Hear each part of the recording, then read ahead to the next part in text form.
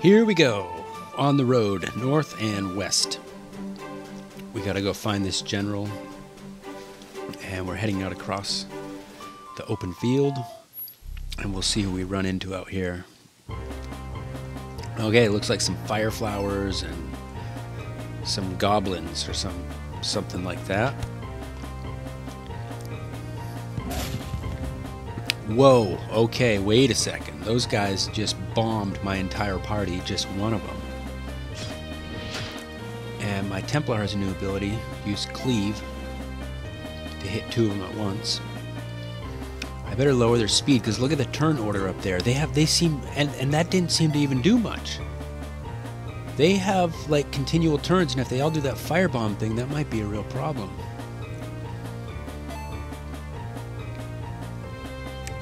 Maybe lower their magic damage, see if they don't hit me as hard. Oh, shoot, that's not good. Oh man, criticals too on two guys, so that's a real problem. And these guys might take my party right out.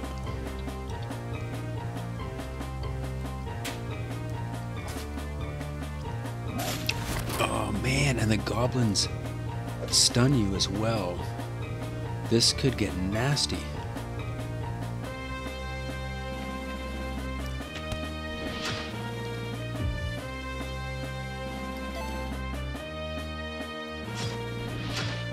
Awesome, we got a critical on the cleave, but apparently those things have a lot of hit points because it's still alive, and I'm looking at the turn order, and if they all drop that bloom bomb, we could be in real trouble. I could use my bard as a healer.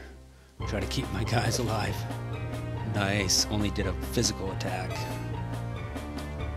Now I'm looking at the turn order. I'm going to focus on the goblins because those things hit pretty hard too. And I got to heal like crazy. I got to do all the healing I can get. Ooh. Stunned. But blocked the actual damage.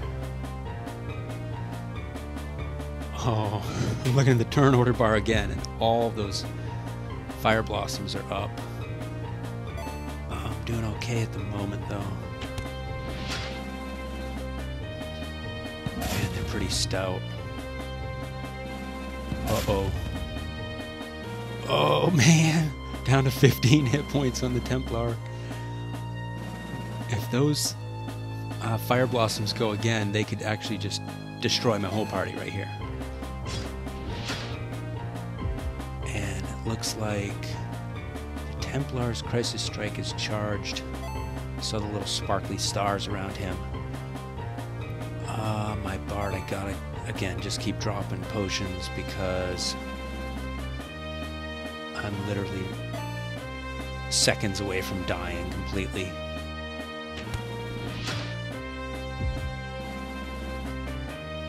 Ooh, and Crisis Strike is up. Temporal Wave. All enemies lose one turn instantly.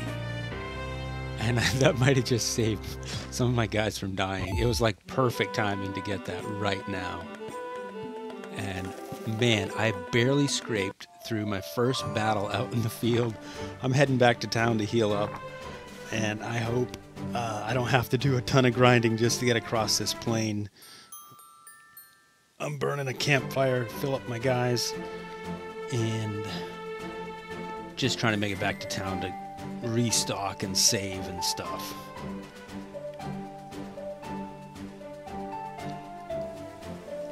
Taking a look at this Warhammer, seeing if I should maybe change my Templar over to the Warhammer or keep him on range with the Tomahawk. I'm looking at the damage difference between them, but I really like the ranged of the Tomahawk, so I think, and the damage difference is so close, it's way smarter to leave him in the back row, taking a lot less damage. And also the plus 10 critical, that's really nice because he's critical a couple times already, so that makes a huge difference to get a stat of plus 10. Okay, here we go, another full party of big guys. Good thing I just filled up. This probably would have killed my whole party again. Man, the Mystic showing her value, or showing that character class's value, negating that first attack against her. That's pretty nice to have.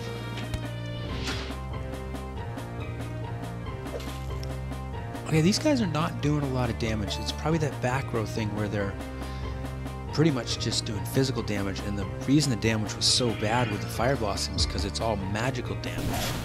So this physical damage isn't nearly as bad.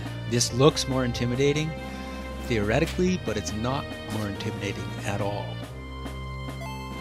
Okay, sweet. Crisis Strike is up for the Templar. He's gonna launch everybody into an immediate attack, and we'll start nuking these guys down.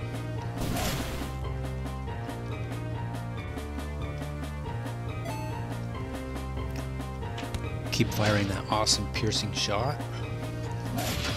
Really nice marksman ability. And my Mystic, I gotta boost her agility or something. She seems to be missing a lot of shots. I mean, most of the time you're gonna use her as a caster anyway, right? But when you need to make a physical attack, you want to hit at least, if possible.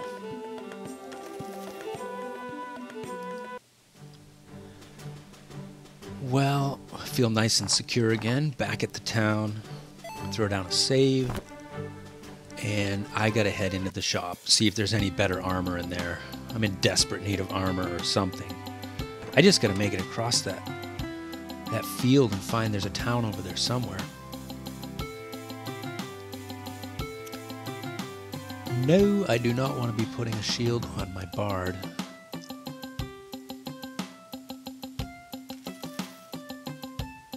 We can at least pick up a little bit of armor.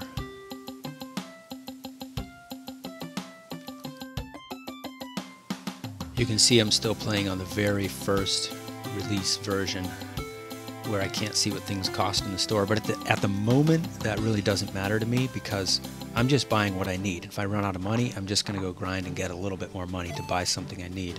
So, not such a big deal to me at the moment.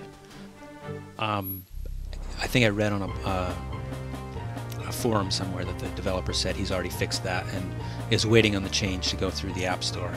And also the scroll wheel in the bottom right corner, to get to the other functions like block or defend or run.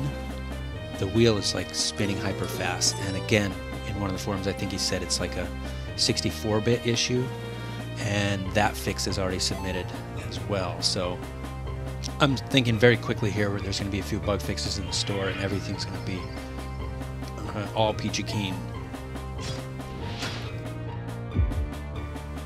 So these hobgoblins are pretty stout, and they can stun you, which is pretty nasty, but they're not doing that at the moment. So if they just keep doing physical attacks and my guys are back road, not really going to be a problem, I don't think. Oh, nice. Super Gauge Blast. Love it. I gotta keep seeing what abilities these guys get as they level up, because I think there's some cool things in the works. Just judging by what I'm seeing already, I mean, there's some pretty neat abilities for characters. Aria of Ancients doubles all party members' damage for 2 rounds. That's pretty sweet. I would have preferred to save that for the next battle, because this one I think is pretty much well in hand. But since I can't defend with that character right now, and you basically have to use a Crisis Strike when it comes up, or you have to defend. So it's basically all charged and waiting, and if you're going to do anything, you're going to use it, or you have to just defend and pass their turn. But since I can't do that at the moment, yeah, well, you could also use an item too with that character. So, but if you're going to do any damage, you have to use it. So at the moment I can't do that anyway, so we'll just burn them as they come up.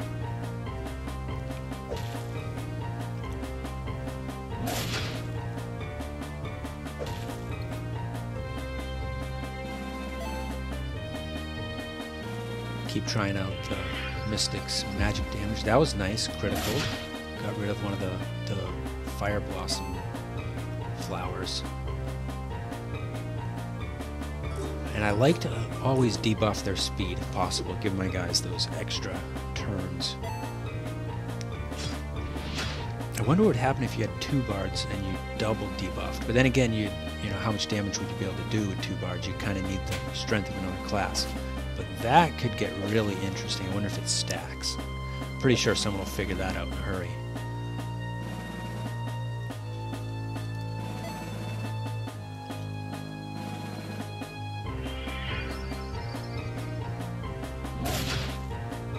Ooh, ouch. They do some double attacks. They also paralyze. So these, a full pack of these cats, caracals I think they're called, or caracals or something, could get pretty nasty. I think on normal though, they're fairly manageable. I mean, look at my guy's health though. My Templar's jumping around, blocking everything, or absorbing everything on behalf of the other guys. So he's getting really low. I just got to keep, the heals going on him. Fire off his Crusader's Call and try to finish this party off. Pretty stout. You know, they take damage, but they still keep standing. Nice. Okay, got some levels. Level up.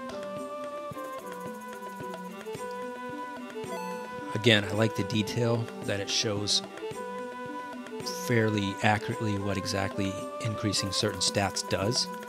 That's kind of nice for planning out the way you're going to play and build that character. Templar pretty much keep boosting the strength, not just for the physical attack, but because it increases his block rating too. So I just need to keep making him tanky if he's going to keep absorbing so much party damage like that. Bard's kind of a hard one to me. You know, I'm thinking I want to keep him on ranged weapons if I could, but I also need him, you know, to stay alive, to stay strong. I don't know. It's kind of a mixed bag there. I'd be curious to see how other people are playing their bards and what they're focusing on leveling. I'm going to head up here. It looks like nothing's up here. I wonder if anything's in that stand of trees. Nope. So we'll just keep cruising over. Man, it looks like it's all blocked that way. Here we go, another pack of cats. Oh, new ability too. I just saw that. I'll have to try that out later. The Blade Dance.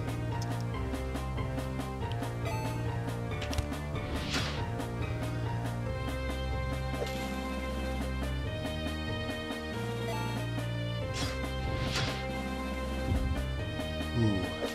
I'm getting a lot of criticals with that Tomahawk equipped. And even on special abilities like that Cleave.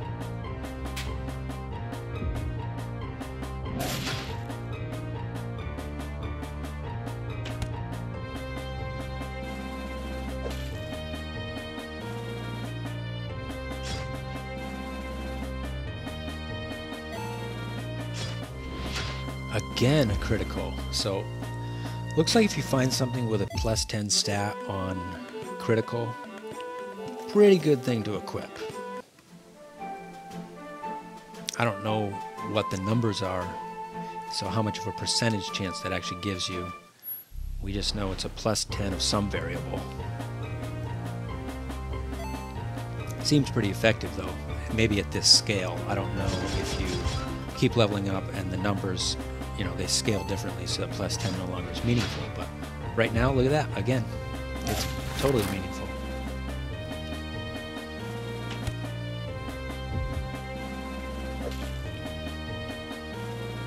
Seems like that one level that I picked up just made me, oh sweet, drop down an extra fire damage spell.